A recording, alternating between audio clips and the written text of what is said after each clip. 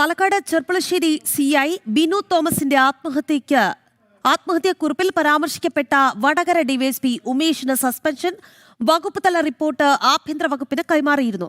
കസ്റ്റഡിയിലെടുത്ത യുവതിയെ ഉമേഷ് പീഡിപ്പിച്ചെന്നായിരുന്നു സിഐയുടെ ആത്മഹത്യാക്കുറിപ്പിലെ വെളിപ്പെടുത്തൽ. വിവരങ്ങളുമായി കോഴിക്കോട് നിന്ന് ശ്യാം പ്രസാദ് ചേരുകയാണ്. ശ്യാം, ഏറ്റവും ഒടുവിൽ എന്തുകൊണ്ട് നടപടി വൈകുന്നു എന്ന ഒരു വാദം നിലനിന്നിരുന്നു. എന്തായാലും ഇപ്പോൾ നടപടി ഉണ്ടായിട്ടുണ്ട്.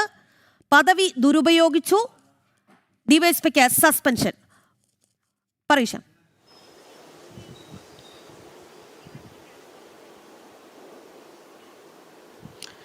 രാഖി അനാശാസ്യത്തിന് കസ്റ്റഡിയിലെടുത്ത യുവതിയെ ഭീഷണിപ്പെടുത്തി ബലാത്സംഗം ചെയ്ത കേസിലായിരുന്നു ഇത്തരത്തിൽ ഡിവൈഎസ്പി ഉമേഷിനെതിരെ ഇപ്പോൾ വകുപ്പ് തല നടപടി സ്വീകരിച്ചിരിക്കുന്നത്. സംസ്ഥാന പോലീസ് മേധാവിയാണ് ഇപ്പോൾ ചട്ടപ്രകാരം അതിവേഗ ഒരു സസ്പെൻഷൻ ഉത്തരവ് ഇറക്കിയിരിക്കുന്നത്. അദ്ദേഹം നിലവിൽ പ്രധാനമന്ത്രി വിളിച്ചു ചേർത്ത DGPമാരുടെ യോഗത്തിൽ ദില്ലിയിൽ പങ്കെടുക്കുകയാണ്. അവിടെ നിന്നാണ് ഇത്തരത്തിൽ ഈ ഒരു സംഭവം, അതായത് കഴിഞ്ഞ 2 ദിവസം മുമ്പ് ഈ വകുപ്പ് തല റിപ്പോർട്ട് സംസ്ഥാന പോലീസ് മേധാവിയുടെ മുൻപിൽ വന്നെങ്കിലും ഇതിൽ നടപടി വൈകുന്ന ഒരു സാഹചര്യമുണ്ടായിരുന്നു. ഈ നടപടി വൈകുന്ന സംഭവം വിവാദമായതിന്റെ പശ്ചാത്തലത്തിലാണ് ഇപ്പോൾ കൂടുതൽ അതിവേഗത്തിൽ ചട്ടപ്രകാരമുള്ള ഒരു നടപടി സംസ്ഥാന പോലീസ് മേധാവിയുടെ ഭാഗത്തു നിന്ന് ഈ ഉദ്യോഗസ്ഥനെതിരെ ഉണ്ടായിരിക്കുന്നത്.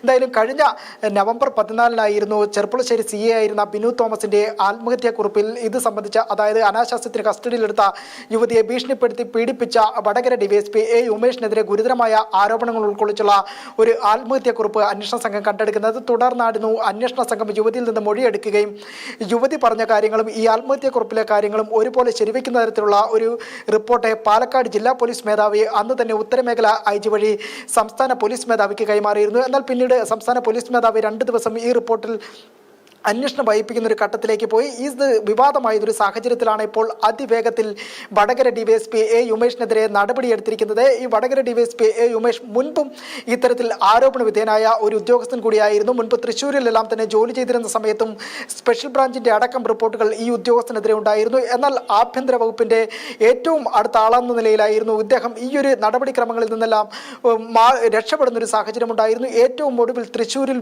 സർവീസിലിരിക്കെ വിജിലൻസ് കയ്യോടെ പിടികൂടാൻ ശ്രമിച്ചെങ്കിലും അന്നത്തെ ഭരണസ്വാധീനം മൂലം ഇയാൾ രക്ഷപ്പെടുന്ന ഒരു സാഹചര്യം കൂടി ഉണ്ടായിരുന്നു.